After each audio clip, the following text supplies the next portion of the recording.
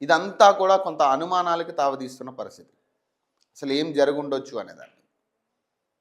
So ఏదేమైనా ఒక కుటుంబం ఈరోజు రోడ్డున పడిన పరిస్థితి, అనాథగా మిగిలిపోయిన పరిస్థితి, పిల్లలు, చిన్న చిన్న పిల్లలు.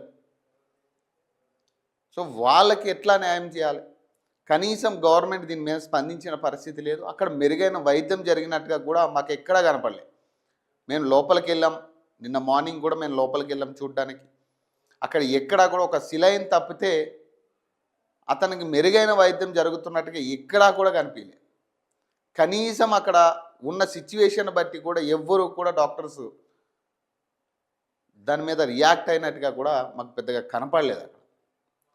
సారీ టు సే దిస్, ఎందుకంటే చూసిన విషయాలు మేము మాట్లాడుతుంటే ఖచ్చితంగా మాకు నిన్న చూసింది ఇప్పటికీ మా కళ్ళ ముందు కదులుతున్న పరిస్థితి. అన్యాయంగా ఒక ప్రాణాన్ని పొట్టన పెట్టుకున్న పరిస్థితి. అతను బీసీలకు 42% రిజర్వేషన్ గురించి కొట్లాడినా, లేకపోతే అందుకే ఈ ఇన్సిడెంట్ జరిగిన ఈ ఘటన చోటు చేసుకున్నా, కానీ ఇది కరెక్ట్ వే కాదు అనేది మా ఉద్దేశం. గతంలో శ్రీకాంతాచారి గురించి ఇప్పటికీ మనం మాట్లాడుకుంటాం, కానీ ఇది ఒకటే మార్గం కాదు, ఆత్మహుతి అనేది మార్గం కాదు. ఖచ్చితంగా ప్రజాక్షేత్రంలో కొట్లాడాల్సిన అవసరం ఎంతైనా ఉంది. వీటి మీద మనకి అవసరమైన బెనిఫిట్స్ కోసం ఖచ్చితంగా కొట్లాడాలి. కానీ ఇట్లా ఆత్మహత్య చేసుకోవడానికి సిద్ధపడడం కానీ ఇట్లాంటివి ఖచ్చితంగా ఖండించాల్సిన విషయాలు.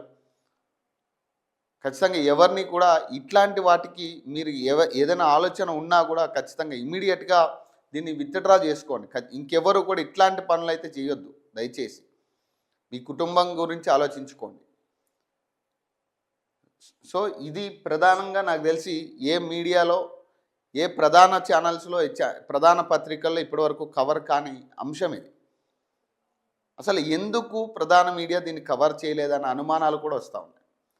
ఎందుకు దీని మీద ప్రధాన మీడియా, ఏ మీడియా కూడా కవర్ చేయలేదు? ఒక హీరోకి చిన్న దెబ్బ తగిలితే 6 రోజుల పాటు, దాదాపు 10 రోజుల పాటు ఆ విజువల్స్ని చూపిస్తూ, అతని గురించి వార్తలు రాస్తూ, లైవ్ కవరేజ్ కూడా చేసే పరిస్థితి మనం చూసాం. ఒక హీరోకి చిన్న దెబ్బ తగిలితే.